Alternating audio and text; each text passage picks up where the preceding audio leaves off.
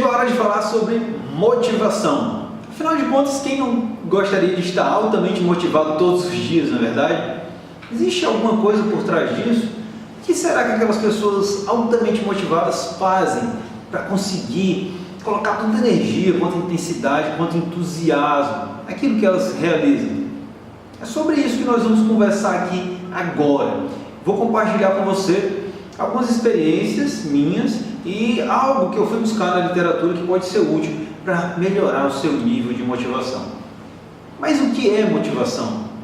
É uma sensação ou um sentimento que nos coloca em movimento. É algo que nos coloca em ação, um motivo que nos coloca em ação. Para quê? Para realizar algum objetivo, ou para fugir de alguma coisa, ou para satisfazer alguma necessidade.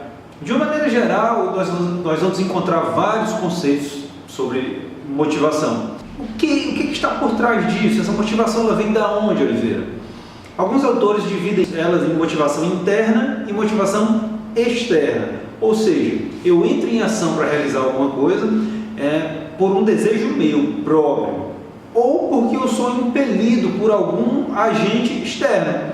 Por exemplo, se um cachorro corre atrás de mim para me morder, ele me motiva a correr para fugir. Aquilo é um motivo externo. Eu, Oliveira, não acredito muito em motivos externos.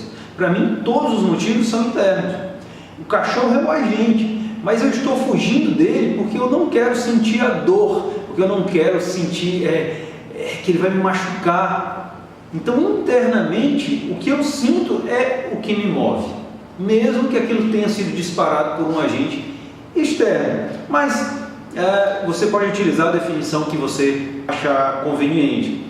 Nós somos movidos, nós entramos em movimento ou pela busca da satisfação ou pela fuga da dor.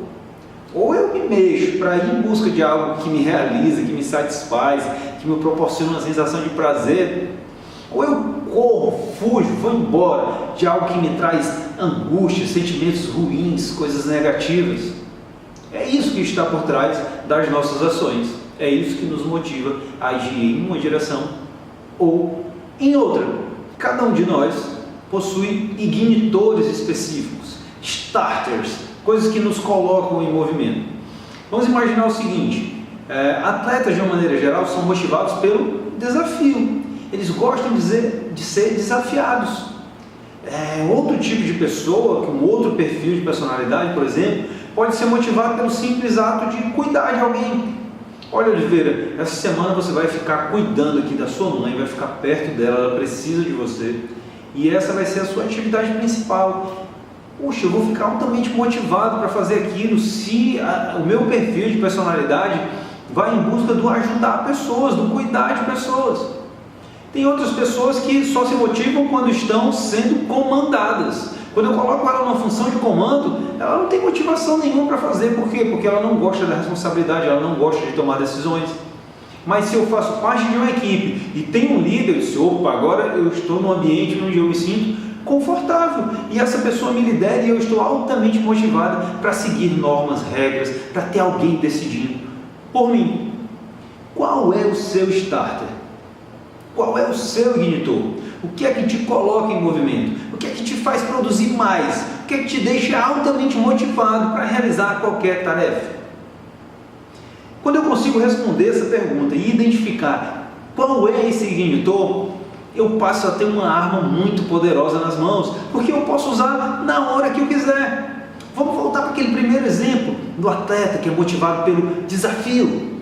Olha, se eu estou meio desmotivado no treino, o que é que eu faço? Eu mesmo posso me desafiar. Eu vou colocar todas as bolas naquela zona da quadra. Eu lancei um desafio para mim mesmo. E aí aumenta o meu grau de motivação para realizar o exercício, para dar continuidade no treino. Vamos dizer que eu também sou um atleta e eu me motivo quando eu estou liderando, comandando.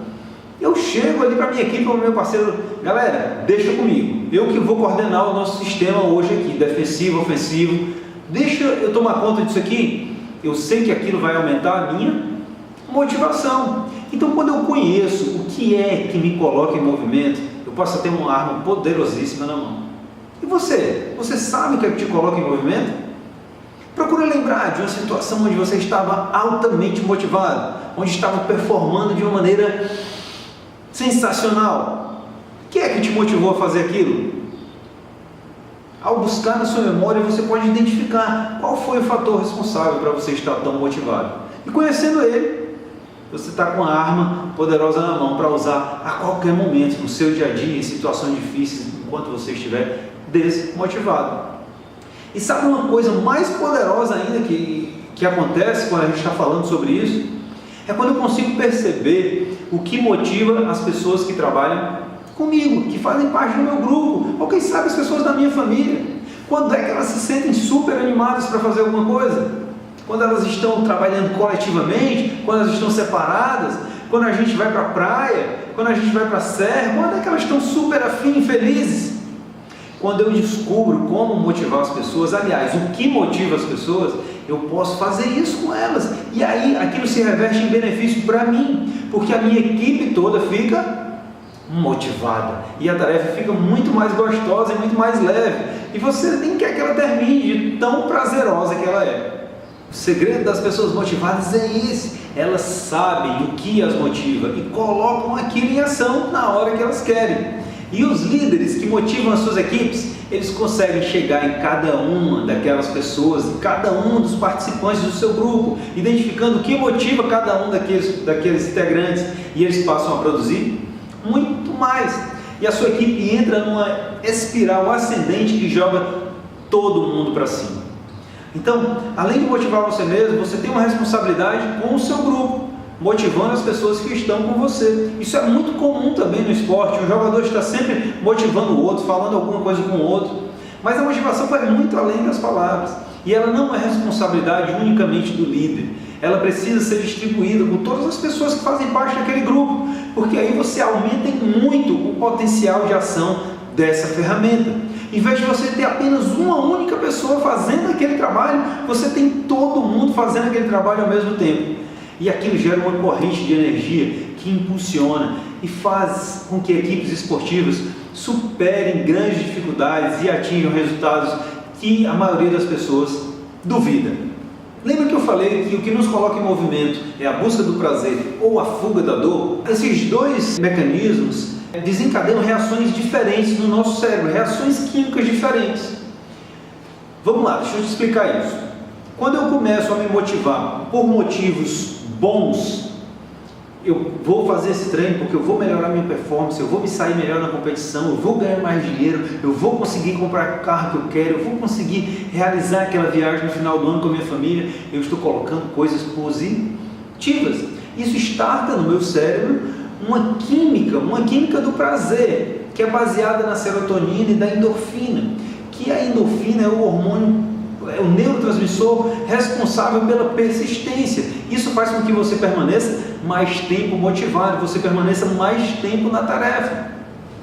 De outra sorte, quando eu me motivo por uma coisa negativa, se eu não bater essa meta eu vou ser demitido, se eu não bater essa meta eu não vou conseguir ganhar minha bonificação de fim de ano, se eu não conseguir vencer esse jogo, o que as pessoas vão dizer de mim? Eu tenho que dar um jeito de vencer isso aqui. Eu estou encontrando um motivo para fazer, mas é um motivo baseado em coisas ruins. Isso starta uma outra área do meu cérebro, que é o medo, que é a pressão, que é a angústia, é a química do estresse. E os neurohormônios, os transmissores que participam desse processo já são outros, são a adrenalina e o cortisol. Um bombardeio de hormônios que destroem o nosso organismo, que dá uma sensação ruim. Então, olha só, o segredo de uma motivação eficaz é encontrar motivos positivos que te façam sentir prazer com a realização daquela meta. Quando são motivos negativos, é uma outra química que é deflagrada, que te causa um alto nível de estresse, que até te coloca em movimento, você vai até conseguir realizar, mas ao final você vai estar exausto, vai estar cansado, vai estar se sentindo destruído. Porque aquela química não é uma química que te agrada, não é uma química que te dá prazer. É uma química que te esgota do ponto de vista físico, emocional e psicológico. Então, estar motivado, além de estar motivado, você precisa estar motivado pela coisa certa, que é uma interação positiva, algo que você vai conseguir realizar, e não o medo de não atingir. Legal? Muito importante essa informação e você pode utilizar ela, como esse é o meu compromisso com você, de forma imediata. Amanhã no seu treino, hoje à noite, com a sua família, no seu ambiente de trabalho. Como eu tenho motivado as pessoas? Através do medo, da imposição, da ameaça? Ou da criação de um cenário positivo, agradável, onde todo mundo vai se dar bem, onde todo mundo vai sair ganhando alguma coisa daquele processo? Está com você a bola, está com você a capacidade de decidir como você vai se motivar, como você vai motivar as pessoas do seu grupo, nas suas relações pessoais. Quando nós falamos de motivação, logo vem... O que vem na sua mente quando eu falo de motivação? Talvez a imagem daquele treinador no vestiário, dizendo palavras fortes, de emoção, tentando mexer com o sentimento dos jogadores, na verdade, tentando motivá-los para uma partida importante. Mas aí eu te pergunto, qual o jogador que não está motivado para fazer uma final, para participar de um jogo importante? O nível de motivação dele já está muito alto. O que a maioria das pessoas pensa é que ela precisa estar motivada apenas nos momentos decisivos. E isso é totalmente ineficaz. Porque se eu não construir um processo para chegar ali, eu não encontrei motivação durante o caminho, como eu vou encontrar no final? A motivação ela tem que vir em doses diárias. Imagina você ser um profissional mais motivado na segunda-feira, mais motivado na terça, na quarta, na quinta e na sexta-feira. Olha o resultado que você vai colher no final dessa semana. É totalmente diferente, é muito maior. Sabe aquela coisa que você faz naturalmente todos os dias? Como escovar os dentes, sei lá, alguma tarefa que faz parte da sua rotina? Assim tem que ser a sua capacidade de se motivar. Nós já entendemos que todos nós temos os nossos ignitores, starts, coisas que nos colocam em movimento. Se eu conheço, todos os dias eu posso aplicar aquilo. E aí a minha dose de motivação vai sendo aplicada dia a dia. E no final da semana o meu resultado foi lá para cima. E no final do mês o meu resultado foi lá para cima. E no final da temporada, meu amigo, no final do ano, você vai ter gerado muito mais resultado do que você gerava antes. Basta que você compreenda que você não tem que se motivar para jogar só a final. Você tem que se motivar a cada dia para fazer o seu melhor. Os grandes treinadores esportivos batem muito nessa tecla, falam muito isso. Esse discurso de que tem que querer mais do que o outro.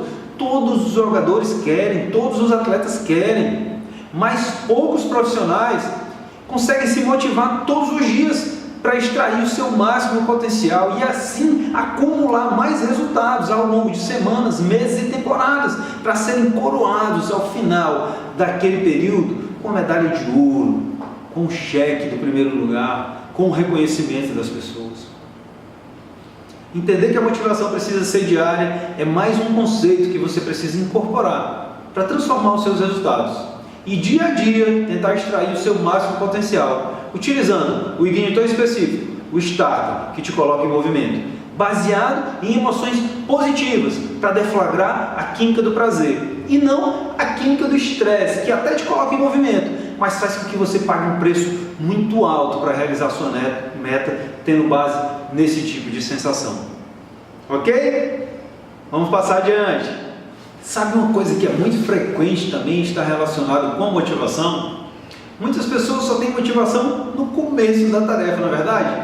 No começo elas estão super animadas, altamente entusiasmadas com aquilo, mas depois que passa um mês, depois que passa 2 meses, aquela motivação parece que acaba, aquela energia acaba, e a pessoa termina que não consegue concluir aquela tarefa, fica desmotivada e o resultado dela começa a cair. Talvez você mesmo já tenha passado por alguma situação como essa, não é verdade? Eu mesmo já passei. Uma temporada do Circuito Mundial, isso ficou bem evidente para mim. Um treinador brasileiro que foi jogador, estava treinando uma equipe estrangeira, estava morando em outro país, e ele tinha organizado um projeto muito bacana lá. E no início do Circuito Mundial, nas primeiras etapas, a dupla dele tinha se saído muito bem. Mas passou a primeira etapa, a segunda etapa, e os resultados começaram a cair. E a gente se encontrou numa determinada etapa e ele vinha ali com aquela cara chateada, precisava desabafar com alguém. Seu Oliveira, vem cá, preciso falar com alguém.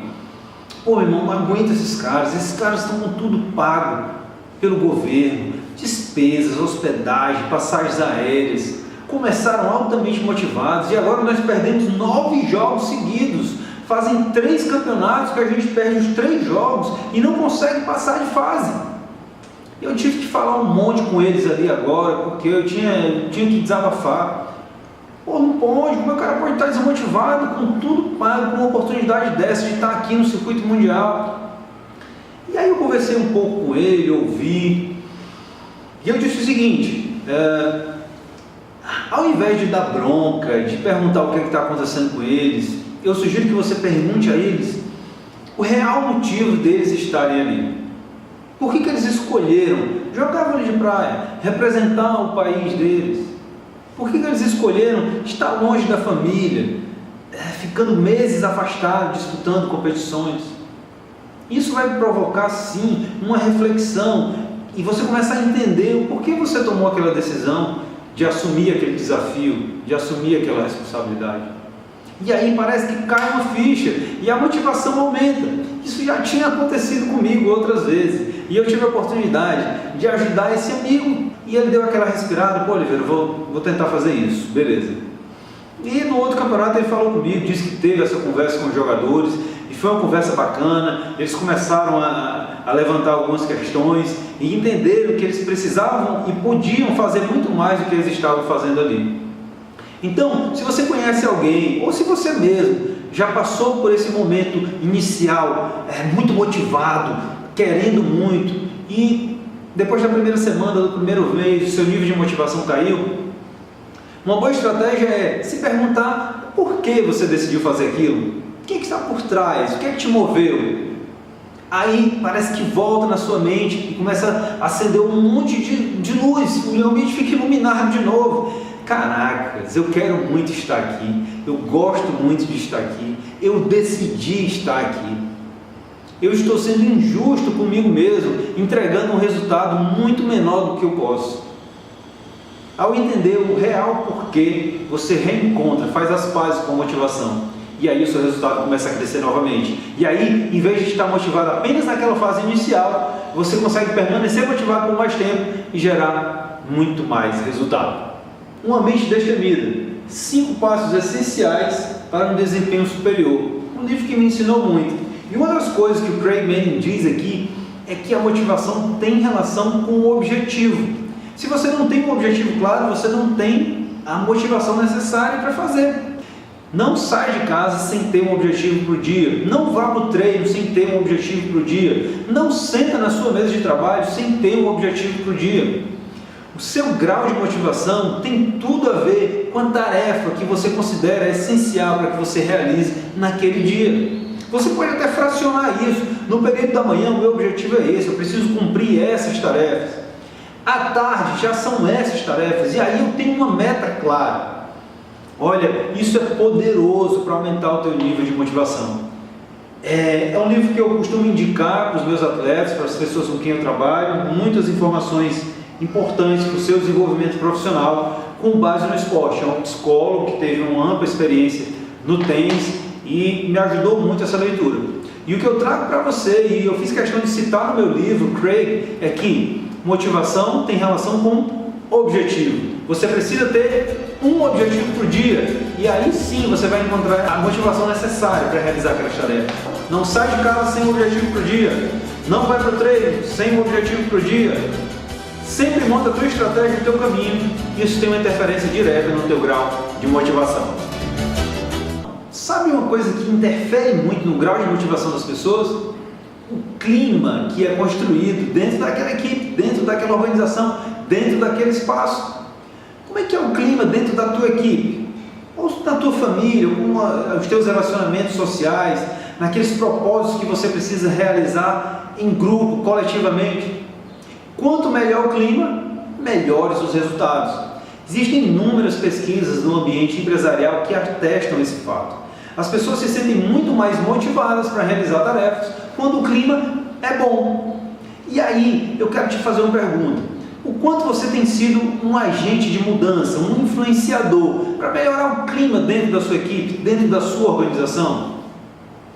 À medida que você assume esse papel e começa a dar palavras de apoio, de incentivo, de reconhecimento, transforma o clima dentro da tua equipe através de interações positivas num clima mais agradável, o resultado da sua equipe melhora e, consequentemente, o seu resultado melhora também. Algumas pesquisas indicam que a melhoria de 1% do clima organizacional pode ter um impacto até de 10% nos resultados da equipe. Imagina uma equipe esportiva, por exemplo, onde as pessoas estão com um clima bacana, que todos estão interagindo, todos estão se automotivando. Quando eu invisto no clima, eu tenho muito o que colher de resultados. Então, dentro desse tema, na realidade, eu quero te fazer uma provocação. Passa a ser, a partir de hoje, um agente de mudança para melhorar o clima entre as pessoas com quem você convive. Não só no seu ambiente de trabalho, mas na sua família, nas suas relações sociais, nos grupos dos quais você faz parte, que tem o objetivo claro de realizar alguma coisa. Pode ser uma equipe esportiva, pode ser o seu grupo da igreja, pode ser o seu grupo de amigos que quer fazer uma ação social. Quanto você tem colaborado para que esse clima se torne mais alegre, mais satisfatório? Quando você faz isso, o resultado melhora e vem mais rápido, de uma maneira mais tranquila. No livro O Jeito Harvard de Ser Feliz, isso é muito claro. Ele traz um conceito logo de cara que é o seguinte: eu não preciso ter resultado para ser feliz, e sim, eu preciso ser feliz para ter resultados. É um best-seller, é um livro de referência que eu também gosto muito de citar. Então, quando eu estou feliz, quando o clima dentro da minha equipe é um clima melhor, o nível de motivação aumenta e o nível de resultado, consequentemente, também cresce.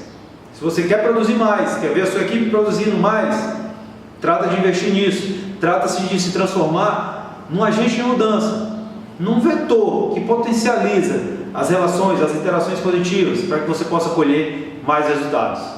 Ainda falando sobre clima organizacional e interações positivas, eu não posso deixar de mencionar Marcel Lousada. Esse cara fez uma ampla pesquisa também no ambiente empresarial e ele identificou que o número de interações positivas entre as pessoas da equipe tem um impacto violento no nível de motivação e nos resultados. E ele fez uma métrica para isso. E ele chegou à conclusão de que o número ideal para potencializar resultados são 6 interações positivas para uma negativa. Quando passa disso, começa a soar como uma bajulação, ou um elogio, ou uma coisa que não é verdadeira. Quando você cai para menos de 3, o ambiente começa a se tornar intolerável. Por quê? Porque é um ambiente repleto de críticas. E aquelas críticas te impedem de evoluir. Vamos lá. O que é uma interação positiva?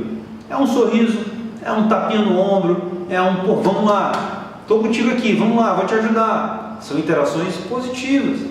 Se eu sou um chefe de equipe, sou um treinador esportivo e eu estou toda hora reclamando, apontando deficiências, falhas, o que eu estou fazendo com o clima organizacional? Jogando ele lá para baixo. Então, a métrica perfeita, segundo Marcel Lousada, você pode colocar aí na internet, pesquisar sobre isso, os gráficos estão aí, não é um conhecimento recente, muita gente já fala sobre isso. 6 para 1. A cada interação negativa, uma reclamação, alguma palavra que você precisou dizer para aquelas pessoas que fazem parte do seu grupo que não foi legal, você vai precisar de 6 positivos. Um olhar, um sorriso, um abraço, uma colocação que joga aquela pessoa para o alto. Olha, motivação também tem uma imensa relação com valores. Você trabalha na empresa, faz parte de um projeto ao qual você não encontra ali valores semelhantes aos seus, você jamais vai encontrar motivação para estar lá. Imagina que você é uma pessoa que tem os seus valores mais fortes, a interação humana, a relação com pessoas, e você vai trabalhar numa empresa que lida só com números, com análises, com computadores, com robôs. Qual vai ser o seu nível de motivação para trabalhar ali? Praticamente nenhum. Então, o nosso nível de motivação exige uma congruência dos nossos valores com os valores que estão por trás daquela atividade. E aí, eu quero te fazer mais uma pergunta. Quais são os teus valores principais hoje? Você tem eles bem claros? Imagino que sim. E quais são os valores da empresa onde você trabalha, do grupo ao qual você faz parte? Tem relação com os seus? Se houver uma incongruência entre o que você acredita e o que a sua atividade e os valores que suportam a atividade na qual você está inserido, dificilmente você vai encontrar motivação para isso. Eu conheci um empresário, na realidade era uma empresa familiar. O pai tinha nos seus valores a disciplina, a hierarquia, a liderança, ele tinha sido militar e junto comigo construiu um negócio de muito sucesso. E o filho trabalhava nessa empresa, mas ele não conseguia encontrar motivação para desenvolver o máximo potencial dele ali. E ele era meu amigo ali, né, meu contemporâneo, e eu sabia que os valores dele eram totalmente diferentes do pai. Ele gostava mesmo, era de estar com pessoas, ele gostava de contribuir de outra forma, ele apostava num ambiente mais horizontal, né, sem aquela hierarquia, sem aquele respeito, sem aquela formalidade. O fato é que ele terminou saindo da empresa do pai e criou a própria empresa dele, baseada nos valores dele. E a partir dali ele começou a produzir muito mais resultado. E hoje ele tem uma grande empresa e o pai dele continua com uma grande empresa lá. Duas pessoas com valores diferentes que precisaram se separar, cada uma ir para o seu próprio ambiente para que elas pudessem extrair o seu máximo resultado. Nem o pai dele estava feliz em ter o filho lá, porque o filho não compactuava, não comungava dos mesmos valores do pai, e por isso ele não encontrava motivação dentro da empresa para tocar o negócio. Nem o filho se sentia à vontade, porque queria construir alguma coisa que estivesse congruência com o que ele acreditava, com o modelo que ele achava correto. E aí ele deu início ao seu próprio projeto, construiu também uma empresa de muito valor, e hoje pai e filho se dão muito bem, mas cada um com os seus valores, sendo motivados pela coisa certa, no lugar certo, fazendo a atividade certa. Agora eu quero falar para você de uma pessoa muito especial. Ela se chama Janete Vaz, é uma das maiores lideranças empresariais no Brasil, uma das mulheres de maior destaque nesse cenário.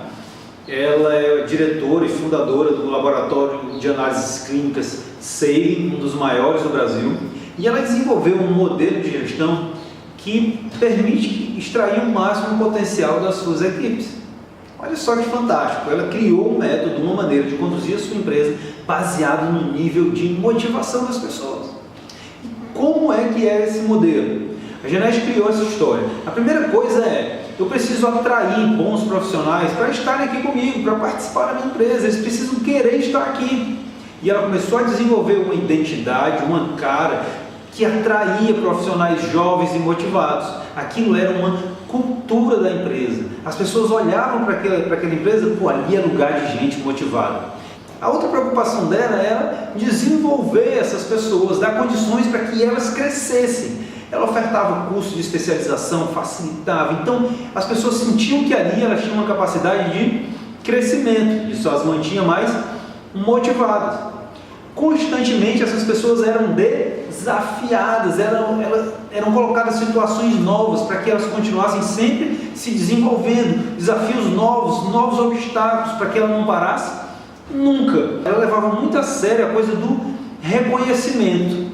Eu preciso valorizar as pessoas motivadas, eu preciso valorizar os resultados dessas pessoas, porque aí elas vão ficar mais motivadas ainda, querendo realizar muito mais.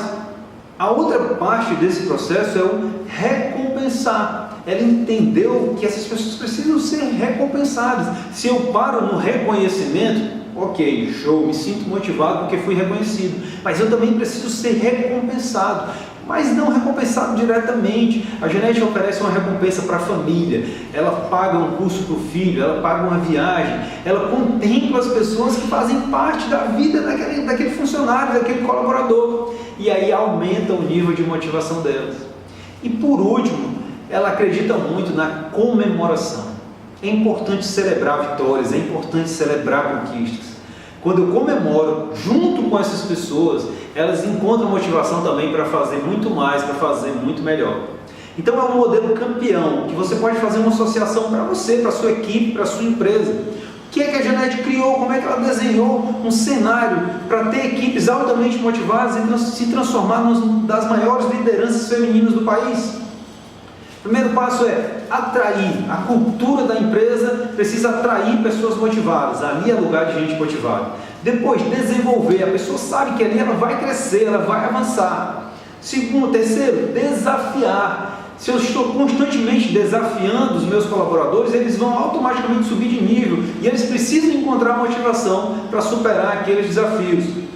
Reconhecer publicamente, dar prêmios, fazer com que aquela pessoa realmente se sinta valorizada. Depois, recompensar. Mas recompensar só aquele colaborador? Não. Recompensar a família. Fazer com que as pessoas que fazem parte da vida daquele colaborador também vivenciem todo aquele prêmio.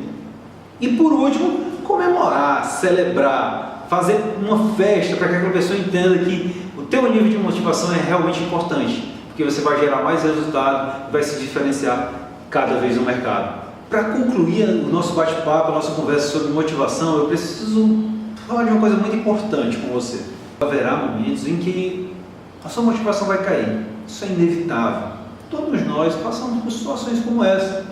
Mantemos o nosso nível de motivação elevado, mas em algum momento ela vai cair. E nesse momento nós temos 3 opções. Ou nós ficamos parados onde estamos e não mudamos nada na nossa atitude, ou nós voltamos a ser aquela pessoa que nós éramos antes, gerando aquele mesmo resultado, que é um resultado que nós não gostávamos, que não nos satisfazia.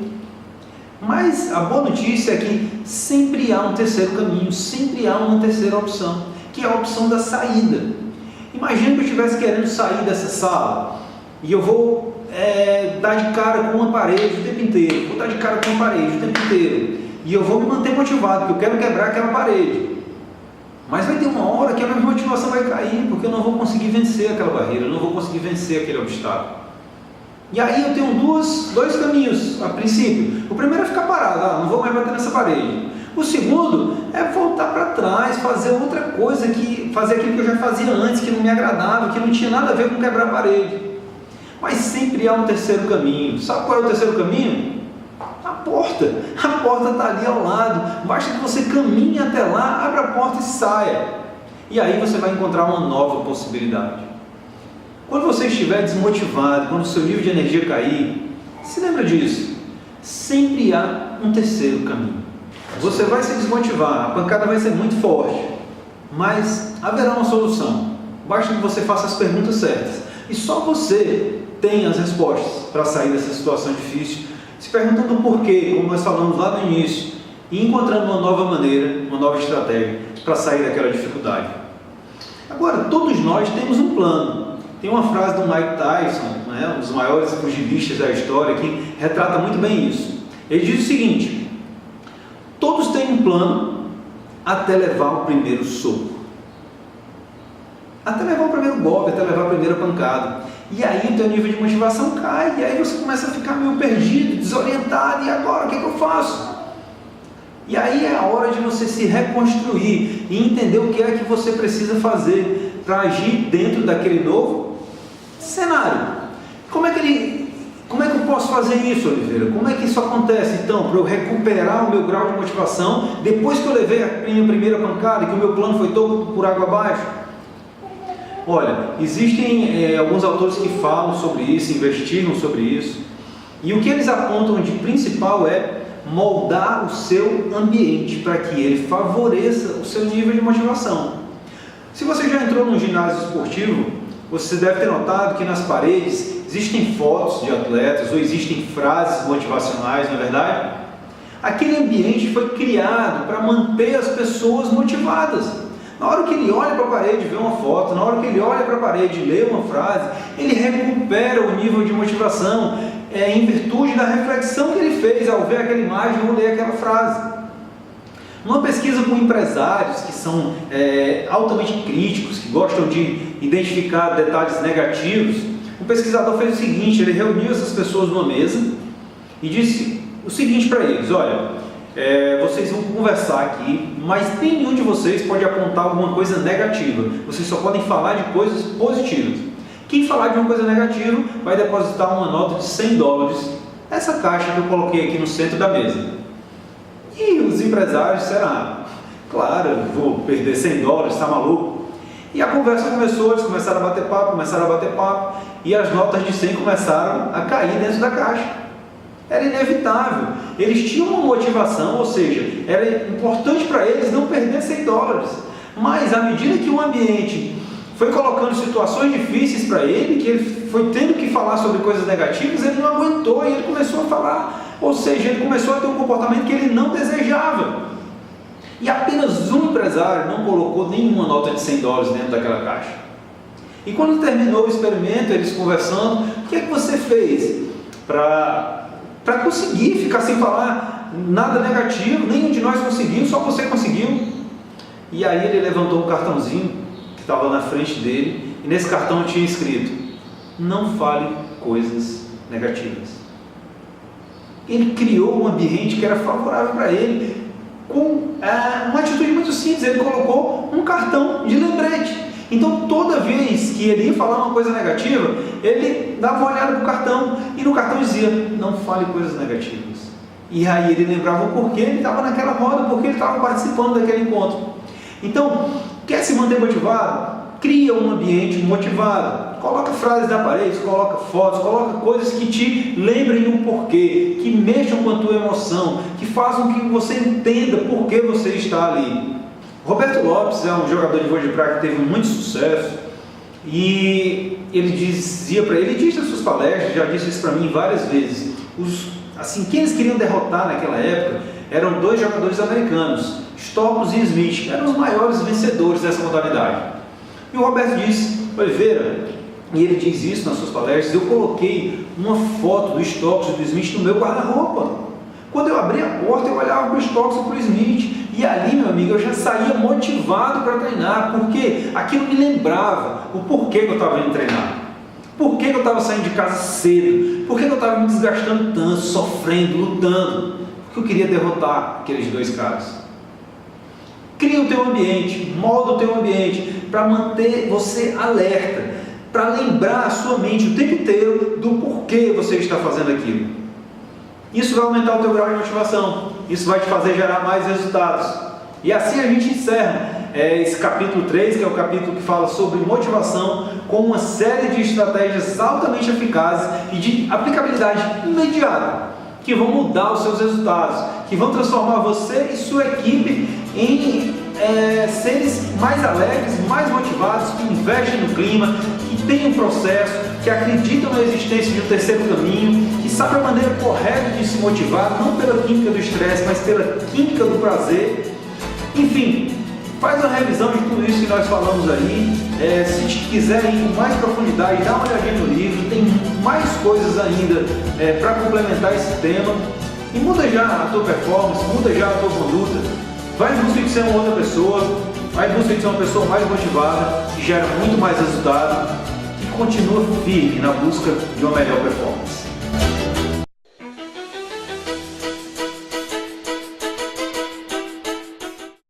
Planejamento. Como planejar sua carreira? Você tem um plano para isso? Que processo você vai precisar percorrer para se transformar no profissional que você deseja? São alguns questionamentos que nós precisamos ter antes de iniciar isso. Ora, o seu projeto de carreira, a sua conduta profissional certamente está entre os seus principais projetos. Independente dos seus valores, se você é uma pessoa que valoriza mais a família ou o lado religioso. Se eu te perguntar qual é o segundo, qual é o terceiro, certamente a tua carreira vai estar entre os teus principais projetos de vida. Eu não tenho medo de errar que vai estar entre os 3 principais e muitas vezes vai ser o principal. Ora, se esse projeto é tão importante, eu realmente posso me dar o luxo de não ter um plano para ele, de não saber o passo a passo, de como eu vou fazer para chegar lá, quem eu quero me tornar, quem eu vou ser daqui a 5 anos, ou daqui a 10 anos, ou daqui a 3 anos. Qual a marca que eu vou carregar? Como as pessoas vão me reconhecer? O objetivo desse capítulo, desse tópico, é te ajudar a fazer algumas reflexões e a construir o seu plano de carreira, para que você tenha muito claro aonde você quer chegar e que caminho você vai precisar construir para chegar até lá. Então, o primeiro passo é esse: entender que é um projeto muito importante e que você precisa ter um plano. No livro Cabeça de Campeão, de François Ducasse, um livro que foi nos presenteado na Olimpíada de 2012, que fala sobre toda essa dinâmica da carreira dos atletas, ele fala muito sobre isso. Que na realidade o que o atleta precisa ter é essa sensação e esse sentimento de querer se superar, de enfrentar novos desafios, de estar sempre querendo ir mais além. O seu projeto de carreira, na realidade, ele nunca vai ter fim. Você sempre vai estar querendo construir algo novo, andar um pouco mais e um pouco mais adiante, se especializar. E assim você começa a construir esse projeto, visando chegar em algum lugar. Mas ao cumprir aquela etapa, é só o começo de uma nova. E aí você vai passar mais alguns anos. Concluiu, é o começo de uma nova. E assim você consegue ter um início, meio e fim com o seu desenvolvimento profissional. Sabe por que muitas pessoas não constroem o seu plano de carreira? Porque eles têm medo do resultado. E aí é melhor você não planejar nada. Sabe aquelas pessoas que dizem, quando a gente não planeja é melhor, porque termina dando tudo certo. Essas pessoas, elas não querem ter a responsabilidade, pelo simples fato de não ter que dar uma resposta ou fazer algum ajuste, se as coisas não saírem como elas haviam planejado. Eu fiz um curso que chama Método de Análise e Solução de Problemas. É um curso do ambiente empresarial, que não tem nada a ver com a minha área, mas eu sempre tive esse hábito de buscar em novos ambientes conhecimentos que eu pudesse trazer para dentro da minha atividade profissional. E lá eu conheci uma ferramenta que se chama Ciclo PDCA.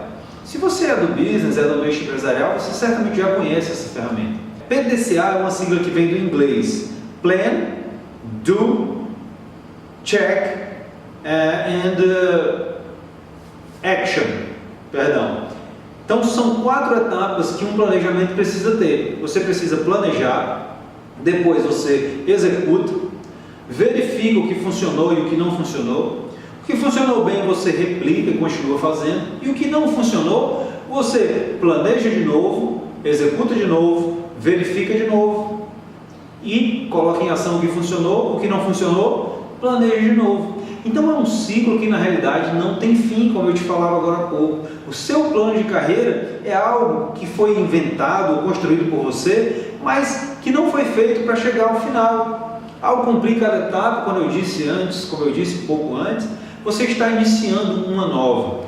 Na realidade, o fracasso ele não existe, o que existe é o resultado do seu plano. Se for um resultado que você desejava, ótimo. Se for um resultado que você não desejava, é hora de reconstruir esse plano, planejar novamente, executar novamente, verificar o que pode ser ajustado, para que você obtenha o resultado que você deseja. Bem, para construir o seu plano de carreira, você precisa seguir alguns passos.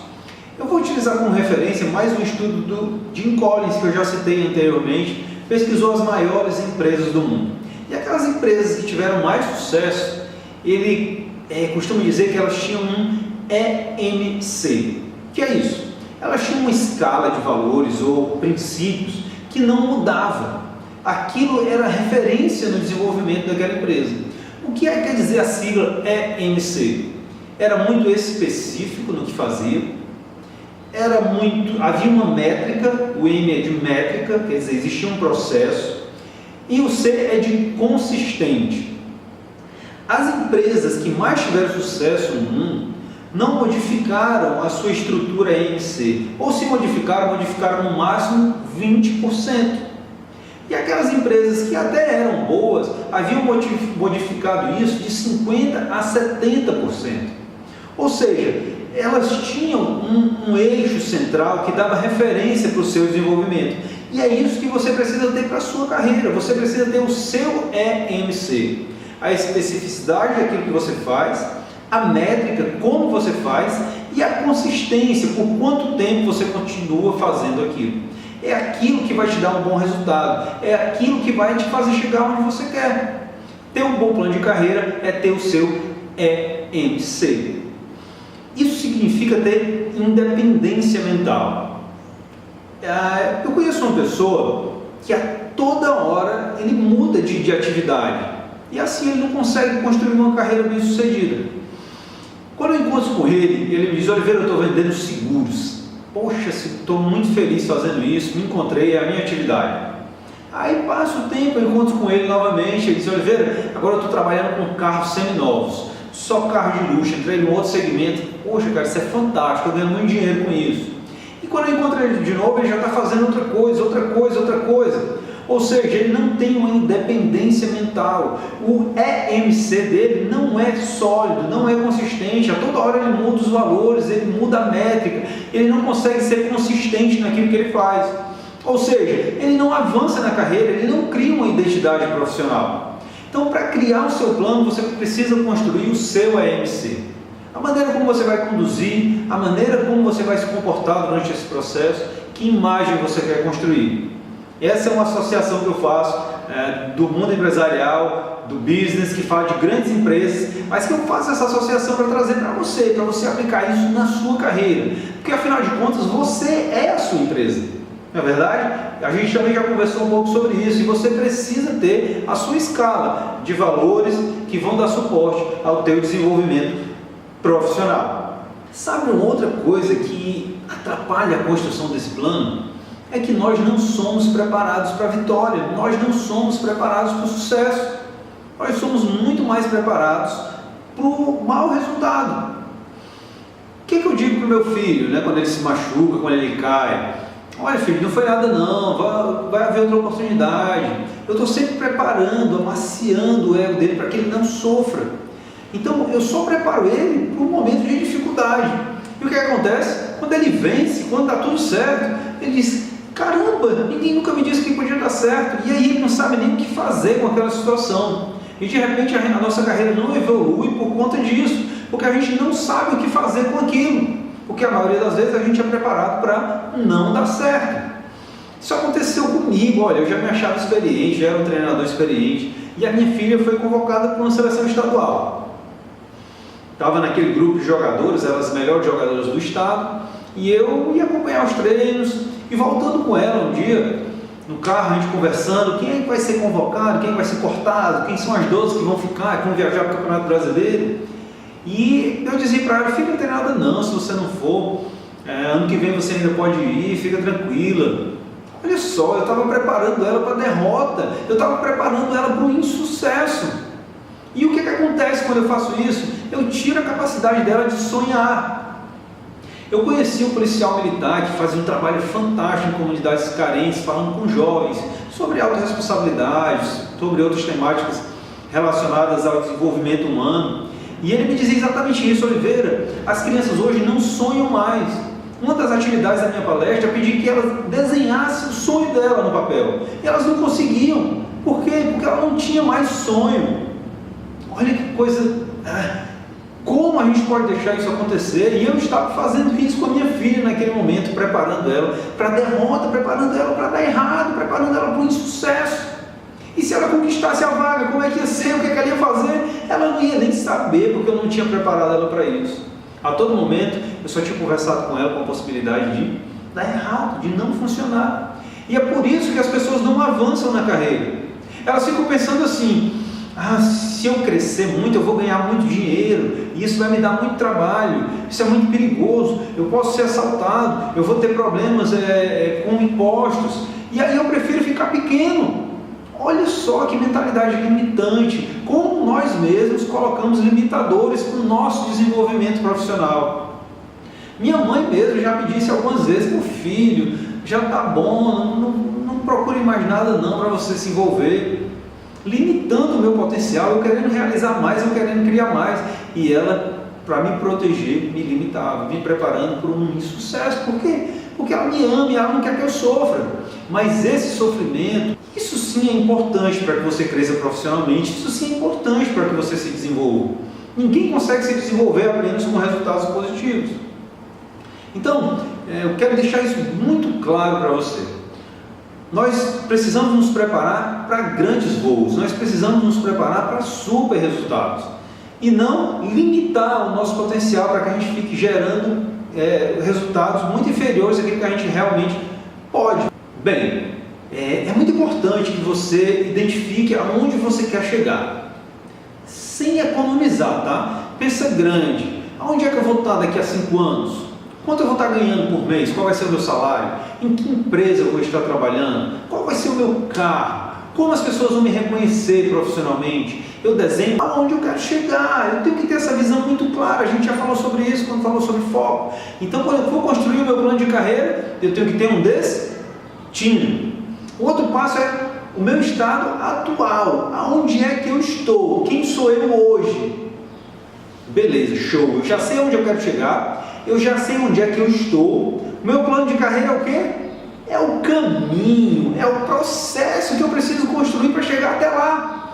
Que passo a passo eu vou fazer? Qual a minha meta ano a ano? Que competências eu preciso adquirir? Com quem eu vou me relacionar? E aí eu crio o meu plano de ação que vai me colocar em movimento para realizar aquele objetivo. Ter muito claro estado desejado e estado atual. É isso que vai te permitir criar as possibilidades e as atividades necessárias para você chegar lá. Essa é a primeira etapa do processo. E a segunda é não se permitir perder tempo com coisas desnecessárias. Isso te impede de avançar. Da mesma forma que está mudando de caminho toda hora te atrasa, dar atenção a coisas que não são importantes também é um fator que te faz perder velocidade. O livro é The Art of Learning. É um cara que se transformou num campeão de artes marciais, era um jogador de xadrez. Olha só o caminho que ele percorreu para transitar do xadrez para as artes marciais. E ele mostra nesse livro uma série de ferramentas que ele utilizou durante esse processo.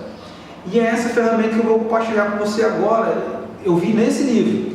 Ele conta uma história seguinte: ele estava indo para a escola e quando ele parou no parque, eles tinham que atravessar a rua, uma pessoa vinha caminhando com os headphones, né, e não percebeu que o sinal estava fechado, e ela tentou atravessar a rua.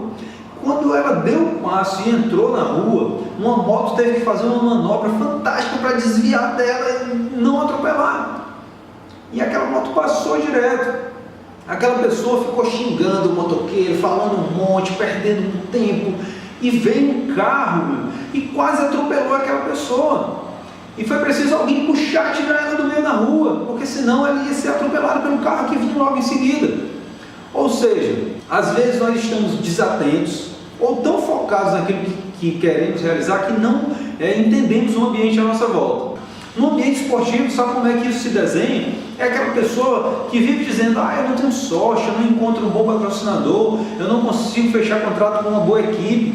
Ele perde tempo reclamando do cenário, reclamando da situação. Quando o que ele deveria fazer era voltar logo para a calçada e começar a analisar o ambiente e ver como ele iria agir dali em diante. Toma uma atitude rapidamente, volta para a calçada, analisa o ambiente, refaz o teu plano para você continuar seguindo, para você continuar em movimento. Então vamos lá. E na prática, Oliveira, então, por onde eu começo? Eu já entendi, eu tenho que ter um estado desejado, estado atual, criar o caminho para chegar lá, não perder tempo reclamando e sim voltar rápido para a calçada, analisar o ambiente, mudar minha forma de agir. E agora, o que eu faço? Você é a sua empresa, lembra? Então o primeiro passo é criar a sua missão, visão e valores. Qual é a sua missão enquanto profissional? Qual é o seu papel principal? O que você realmente realiza? Aonde você quer chegar? Qual é a sua visão? Aonde é que você vai estar? E quais são os valores que estão por trás disso? O que é que suporta o teu resultado, a tua atividade, o teu desempenho? Você já deve ter visto esse quadrinho de missão, visão e valores em alguma empresa onde você foi. Mas você precisa ter o seu, você precisa ter a sua missão, a sua visão e os seus valores. É isso que vai te permitir começar o jogo, começar o processo. Você começa a se reconhecer. E quando você trabalha dessa forma, você começa a construir a sua marca, começa a construir a sua identidade, é o seu branding. É como as pessoas vão te identificar, como elas vão te reconhecer. Tudo isso depende da tua missão, de você conhecer com profundidade a tua visão, a tua missão e os valores que estão por trás disso. Feito isso, você vai dividir o planejamento da sua carreira em etapas. Qual o seu plano para 2018? Qual o seu plano para 2019? Qual o seu plano para os próximos anos? Você precisa ter um plano para cada ano e colocar as atividades necessárias para que você atinja aquela meta. Vamos lá, deixa eu te explicar melhor. Você vai colocar aí o ano seguinte. Ok, beleza. Eu preciso ter 3 grandes metas para esse ano. Coloquei lá minhas metas. Chequei se essas metas realmente são específicas. Beleza? Elas realmente têm relação com o que eu quero realizar. Eu posso medir se eu estou me aproximando ou não dessas metas? Elas são mensuráveis? Tem alguns indicadores que eu posso usar para saber se eu estou chegando lá ou não. Essa meta ela é atingível?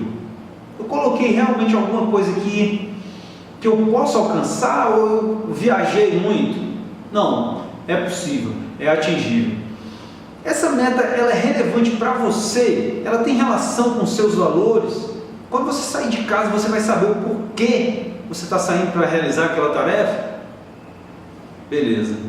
E o próximo passo é dar um prazo para essa meta. Tudo bem, você colocou o ano, mas quando é que você vai cumprir aquela meta? É em dezembro, é em janeiro, é em fevereiro? Qual é o seu cronograma? Aonde é que ela precisa ser cumprida? Esses passos constroem a métrica de uma meta bem construída. Se ela atende esses pré-requisitos, ela é uma meta mais fácil de ser alcançada. E aí eu acrescento mais uma coisa, que é ela ser ecológica. O que é ela ser ecológica? Aquela meta ela tem que ser boa para você, mas tem que ser boa para a sua família, para as pessoas que convivem com você. Porque muitas vezes a gente pensa só em nós, e ao caminhar para alcançar aquele objetivo, realizar aquela meta, eu destruo o meu relacionamento com a minha família, por exemplo, me dedicando só ao trabalho para bater aquela meta, e eu acabo com o meu relacionamento familiar.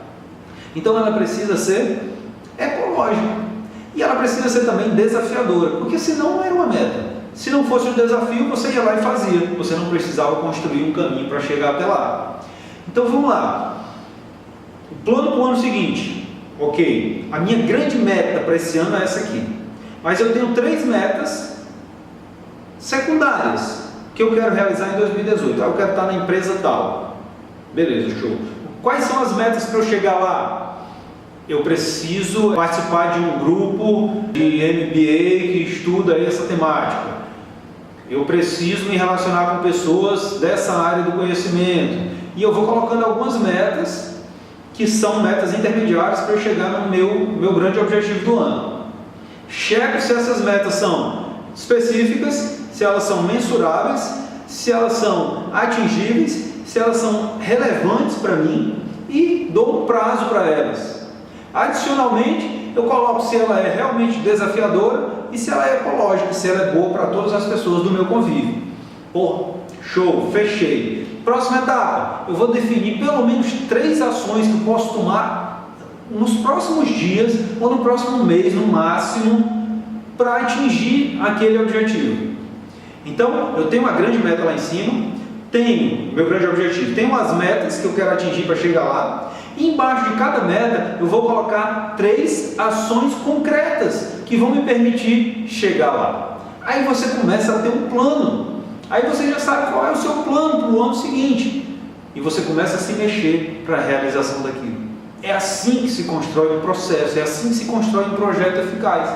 Da mesma forma, você vai fazer isso para um ano mais adiante, em um ano mais adiante. E aí, quem sabe, você pode começar fazendo isso para 3 anos. Eu participei de um evento esses dias, estava lá um professor que tem uma escola de karatê, e essa escola de karatê estava fazendo 50 anos.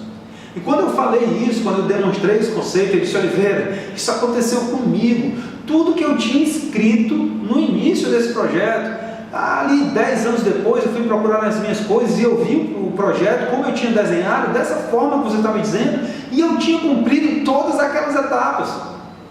Olha só, ali foi uma prova, mais uma prova para mim, de que esse tipo de planejamento funciona. Ele disse que tinha acontecido com ele, e a empresa dele estava completando 50 anos. Uma meta principal, 3 metas intermediárias, 3 ações concretas para cada meta. Isso é dividir o seu processo em etapas, e a cada ano você vai ver que as coisas vão acontecendo e você vai evoluir, começar a ocupar posições de destaque, seja qual for a sua área de atuação. Gostou? Coloque em prática essa ferramenta. A gente vai ter um encontro para conversar sobre isso. Você pode me mandar uma mensagem, posso te ajudar a construir e ajudar você a dar os primeiros passos na construção de um plano de carreira eficaz. Mas entenda, baseado no que nós falamos até agora, o teu projeto de carreira é um projeto de longo prazo. não se constrói uma carreira em um mês, em um ano, em 15 dias. Você vai levar 3 ou 4 anos para construir esse processo. Então você precisa entender que é um processo. Por isso eu disse no início que você tem que pensar grande, pensar alto e ir adiante. Por que, Oliveira? Olha, minha filha Suzana hoje ela está nos Estados Unidos fazendo intercâmbio em 16 anos. E quando ela era pequenininha ela queria jogar vôlei. Eu disse, pô filho, eu já trabalho com vôlei, você quer que eu... Não, pai, faz uma escolinha, me ensina. E ela queria aprender a sacar golpeando a bola por cima da cabeça. Normalmente as crianças só sabem sacar batendo por baixo da bola. E eu disse, está na hora de eu ensinar para a Suzana que é um projeto de longo prazo. E era fevereiro talvez, e eu disse, Suzana, em setembro você vai conseguir. Não pai, setembro está muito longe, parecia distante pra caramba para ela, né? E eu sabia que ela ia crescer, eu ia ensinar algumas técnicas para ela. E aí foi indo, ela foi aprendendo. Até que um dia a bola começou a pegar na rede. Pegou na parte de cima da rede e quase passa. E um dia ela sacou e a bola passou por cima da rede. Ela veio correndo na minha direção, ainda não era setembro, era agosto. E ela pulou, botou a perninha aqui na minha cintura, o coraçãozinho dela junto com o meu, e ela disse, papai, eu consegui. E ela se realizou naquele momento. Mas, hoje, a Suzana já tem 16 anos, foi fazer intercâmbio nos Estados Unidos, mas quando ela estava aqui e ela fazia um treino de saque, disse, pai, como é que é o tipo de saque? Saltando ou parado? O senhor quer que eu saque curto ou longo? Quer que eu saque em diagonal ou quer que eu saque mesmo na paralela? Sacar por cima da rede já era uma tarefa insignificante para ela. Ela passou a ousar muito mais, a ir muito mais adiante. E é isso que você tem que fazer na sua carreira. Pensar muito maior, pensar muito mais longe. Porque ela é um projeto de longo prazo. E logo, logo, aquilo que você acredita que hoje é impossível de ser realizado, vai se transformar em uma coisa simples que você vai fazer com a maior naturalidade do mundo. Então, cria grandes perspectivas, sonha e constrói um caminho de longo prazo para você chegar aonde você tanto deseja. Agora que eu já te apresentei essa métrica, eu tenho outra coisa para te dizer, baseado no que diz André Agassi, um dos maiores tenistas do mundo. Ele fez as suas 10 regras de ouro. E ele diz o seguinte, jamais diminua a intensidade. Como você pode fazer uma associação para o seu plano de carreira? Jamais deixe de colocar máxima energia em todas as ações. Você pode até se mexer um pouco menos, mas aonde você estiver se mexendo, se mexa com energia. Isso vai te manter crescendo, que é o princípio de uma carreira bem-sucedida. A dinâmica incremental. Ano a ano você precisa crescer, ano a ano você precisa gerar mais resultado. Você não pode se conformar em estar gerando menos resultados do que você gerava no ano anterior. Adquirindo novas competências, o que você está fazendo agora, adquirindo novos conteúdos, se capacitando, se qualificando, se desafiando, para você continuar evoluindo na carreira e cada vez ser mais reconhecido como um especialista, como um perito. Reduza o volume se você quiser desacelerar um pouco, mas jamais a intensidade, sempre com uma pegada forte. O que é que isso representa na minha carreira? Dinâmica incremental. Eu sempre estou dando uma intensidade maior, agregando mais valor, agregando mais conteúdo, agregando mais competências. Isso tudo é o que vai fazer de você um profissional de sucesso, um profissional renomado. Para finalizar esse tópico, que a gente falou bastante aí sobre planejamento de carreira, eu quero te dar mais um caminho, tá? Durante esse processo, eu costumo fazer isso 3 vezes por ano, ok? São 4 perguntas que você precisa fazer para você mesmo. A primeira delas é, o quanto eu estou criando de novas possibilidades? Eu sou um profissional que cria novas estratégias, que está sempre buscando inovar, colocar alguma coisa diferente? Quando eu gravei um vídeo sobre isso, publiquei nas minhas redes sociais, quando a gente estava numa competição em Toronto, era um treino assim de preparação antes do início da competição, e estava treinando ali a Larissa, a Thalita, e a Larissa criando novas possibilidades, novas maneiras de jogar, novas estratégias. Olha só, uma jogadora já consagrada, já eram campeãs, mas ela estava sempre criando. A marca dos profissionais bem-sucedidos é estar sempre colocando alguma coisa a mais, criando novas possibilidades, às vezes nem a mais, mas novas maneiras de fazer a mesma coisa. A outra pergunta é, o que é que eu preciso manter? O que é que eu já faço, Oliveira, que é muito bom e que eu preciso colocar a minha força ali, é o meu core business, é a minha identidade. Isso já é 80% do meu faturamento, é do meu resultado. O que é que eu preciso investir? O que é que eu já sou muito bom, mas que eu preciso investir mais ainda, que é a minha cara? A terceira pergunta é, o que é que eu tenho que eliminar? O que é que tem hoje na minha carreira, no meu processo profissional, na minha atividade, que me atrapalha, que me impede de crescer, que me trava? Essa coisa precisa ser retirada. Você precisa se fazer essa pergunta, o que é que eu tenho que retirar, o que é que eu estou fazendo que é de graça, onde é que eu estou gastando energia que eu não deveria estar gastando, está errado. E por último, o que é que eu tenho que aceitar? Coisas que estão fora do seu controle, que você não pode modificar e que não adianta você ficar reclamando. Lembra lá do The Art of Learning? Não adianta ficar falando sobre aquilo, porque você não pode agir sobre aquilo. O que é que eu tenho que simplesmente aceitar? São condições que o cenário coloca para mim e que eu não posso mexer. Ah, está chovendo. Eu vou fazer parar de chover? Não vou, eu tenho simplesmente que aceitar que está chovendo e me posicionar de uma maneira diferente. Eu quero terminar esse tópico falando isso para você. Eu costumo fazer isso 3 vezes por ano e recomendo que você também faça. O que é que eu preciso, o quanto eu estou criando de novas possibilidades e estratégias? Acho que estou deixando a desejar nisso. Então, já está muito bom, estou criando muitas novas possibilidades. O que é que eu preciso manter? O que é que eu já faço que é muito bom? São minhas principais características, é a minha marca, mas que eu preciso manter, não posso deixar de fazer. O que é que eu preciso eliminar? Está me travando, está me colocando limites, está me deixando, está me impedindo de evoluir. Tira isso rapidamente. E por último, o que é que eu tenho que aceitar? Que não adianta eu ficar falando, ou reclamando, ou lutando contra, porque não está dentro da minha área de interferência. E eu preciso sim me adaptar àquela realidade para passar a gerar mais resultado ainda. Esse é o segredo dos campeões, esse é o segredo dos profissionais bem-sucedidos. Eles se fazem sempre essas perguntas. E ao encontrar essas respostas, eles se mantêm no trilho do desenvolvimento constante, da melhoria dos resultados, do atendimento ao cliente, da entrega de um produto de muito mais qualidade. E assim a gente encerra esse nosso bate-papo sobre planejamento, como planejar sua carreira de forma eficaz. Muita coisa para você colocar em prática já, ferramentas de aplicabilidade imediata que vão te dar a oportunidade de mudar de nível, de se transformar num profissional muito melhor.